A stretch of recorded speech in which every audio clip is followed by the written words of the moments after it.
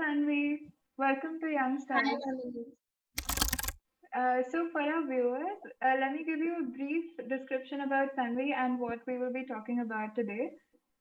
She's a biotechnology graduate from NIT Warangal's 2018 batch, and she did her master's in comparative biomedical sciences from the University of Wisconsin Madison. And for this course, she gave GRE, and that's exactly what she will be talking to us about today.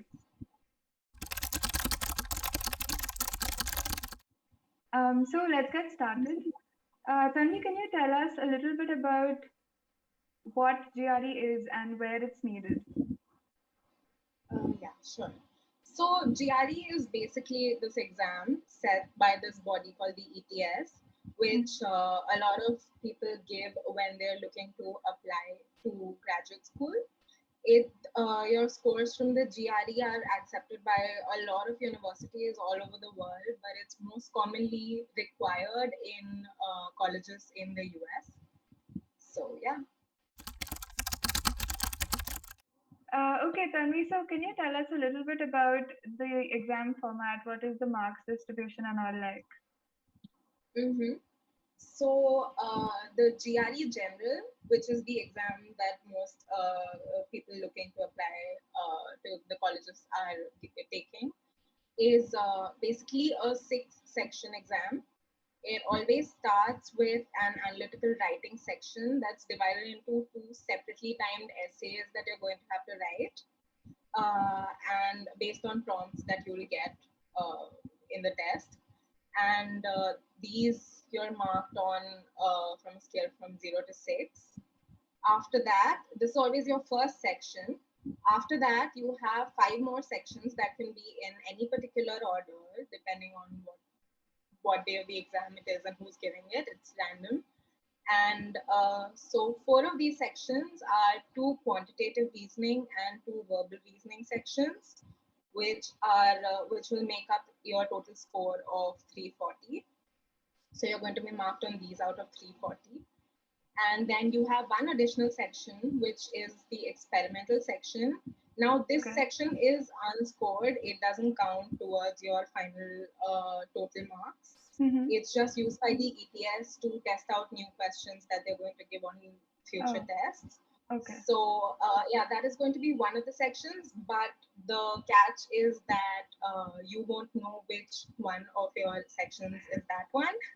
So you're going to have to take them all as if you were going to write 5 sections for the exam, and this can be either verbal reasoning or quantitative reasoning. So you'll Okay. have 3 of one and 2 of the other.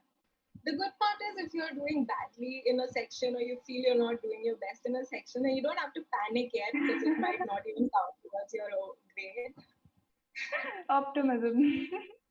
Yeah. And if my program of interest says that it's optional, do you think it's still a better idea to just have the scores anyway?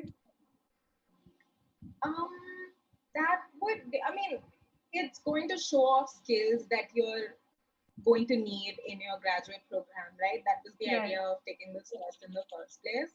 So if you feel like you can prepare for it and do a good job, then you should definitely give it because it will look good on your application if you can show them that you're proficient in verbal and qualitative reasoning as well as Mm-hmm. writing. But it is an expensive exam. So if you feel like you're not going to have the time to prepare for it, or you're not going to prepare for it, or you're not going to do very well, then I guess you can, decide whether it's worth spending that money for an exam that you don't think you'll do well on. Yeah, yeah, Yeah. makes sense. Okay. So, what resources did you use to prepare for GRE, and which parts of the paper actually need more work than others? Which parts of the paper need more work will really depend on like who's giving it. But Right. generally most people, especially like an engineering student from India, say, will find the quantitative reasoning section a lot better than a lot Mhm. easier than the verbal reasoning section. Having said that, you can't completely ignore either of them. It will require some Right. amount of preparation. The resources I used.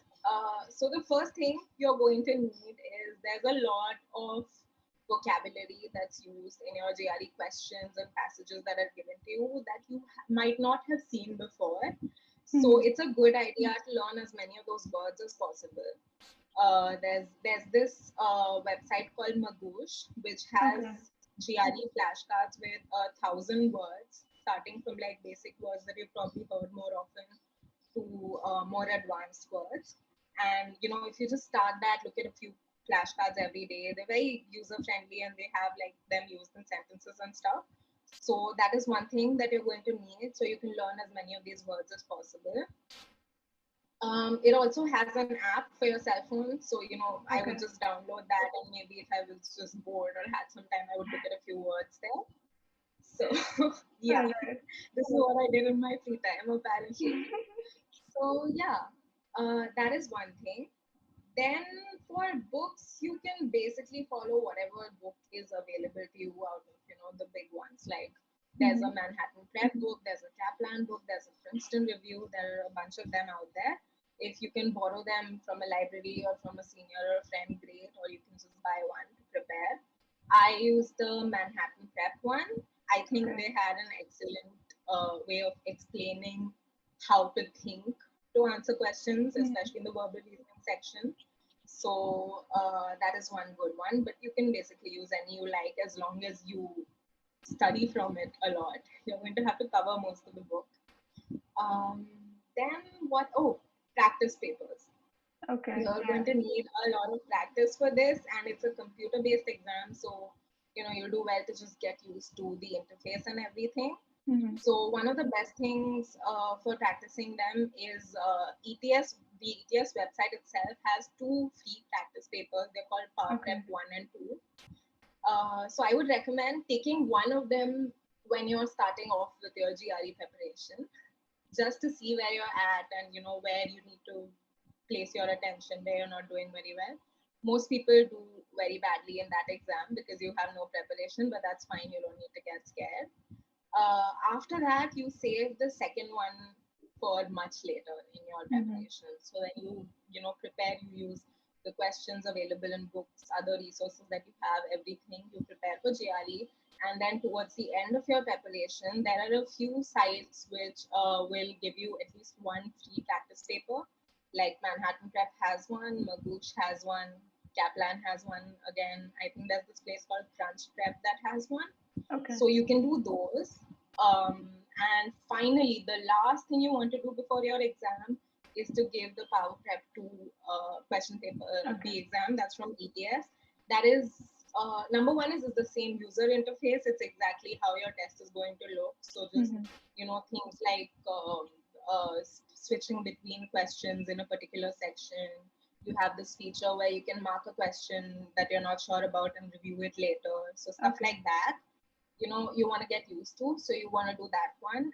And also it's because it's actually set by the ETS, it will give you the closest idea of how you're going to do on your actual exam. True. So Fair. you know Fair you want to enough. save that till just before the exam to solve.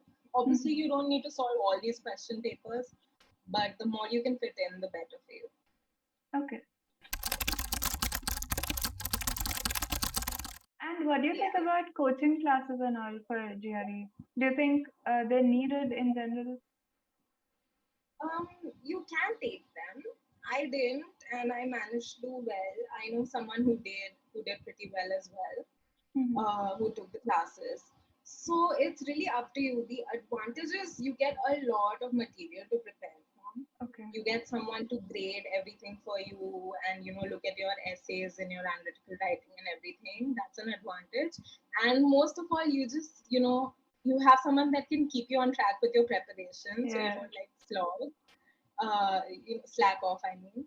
But you know, if you can keep yourself motivated to prepare for it because it's a long process, then there are more than enough resources out there that you won't absolutely need coaching. So you can Okay. take it if you want, but it's not required. Hmm. All right. Yeah. And how early, should one start preparing before the exam? So that would again depend a little on the person, but I think if you prepare seriously enough, then maybe 2 to 3 months is a reasonable window for you to have like a substantial improvement if Okay. you prepare. So yeah, I think if you can keep a 2 to 3 month window for preparation, that's great. All right. And Yeah. like the verbal part of it is pretty scary for a lot of people. So like you just told us about Magoosh and stuff, but there's also Mm-hmm. this one thing where, should you put that much effort into verbal or should you just focus more on quant and score more there easily? So what do you think about that? Okay, so first, I know that the verbal section can be really intimidating. It is to most people, and that makes sense because it's just no, it's unlike most tests that we've given before. But the thing is, it's just an exam, and like any other exam, if you practice, then you will see an improvement. You're bound to see Yeah. an improvement. I will say that I don't think these sets are like arbitrary set. I think you actually need these skills when you go to graduate school. Like your verbal Hmm. reasoning skills are going to help you when you're writing your thesis, looking at complicated work-related articles and research articles and stuff like that, and even giving presentations. And if you're getting the time to work on that skill, then that's great. Even otherwise, from a more exam related point of view, even if you manage to get a 170 on your quantitative reasoning, you have to have at least a decent score in your verbal to get an overall good score. Hmm. So, you can't really ignore either of the sections if you're giving the exam. You have to prepare for them. Yeah, yeah, fair enough. Yeah. Also, for analytical writing, are there any resources that you would suggest where they let you judge how you're doing if you're improving or not? So, again, if you're taking coaching, of course, you're going to have people doing that for you. If you, there's also a tool that you can buy on the ETS website that Okay. will evaluate your essays for you. Other than that, I mean, I don't know of any free resources that will, evaluate your essays and give you feedback or let you Hmm. practice your essays. So what you're going to have to do is whatever book you buy will have sample essays with like detailed explanations of how to structure them, how to go about them. You have to read that, and then again the ETS website has the entire pool of questions that it uses for these tasks in its tests. It's the entire pool of questions is published. Okay. So obviously you can't go through all of them, and it's very unlikely that the ones you practice will turn up in your exam. Yeah. But just open that up, practice writing the essays, and then maybe have a friend look at it or something and give you some feedback, because that's the Hmm. only way you can get feedback on what you're writing. Okay. All right. Yeah. Um, and like giving the exam can be a really stressful time, right? It's what 3.5 hours long. So, how do you It's more manage than that? What if like you get hungry or thirsty or really nervous or something? so they don't allow you to take in like food or anything to drink or eat Okay. to the examination hall. I nowadays they are doing these tests from home as well, so I don't know exactly how that Hmm. works because of the Hmm. pandemic. They started at home tests as well. But all you're going to get within that exam is a 10-minute break after the first three sections, and then you just I it helps to just breathe and relax a little, because until Okay. then you're like constantly doing section after section and you're under a lot of pressure. But yeah, the only way that you're going to get used to it, that's why I recommend taking the practice tests, because Hmm. even if you can solve all the questions, even if you're really good at them, you also need to get used to sitting through an exam for nearly 4 hours and not being completely exhausted, you know.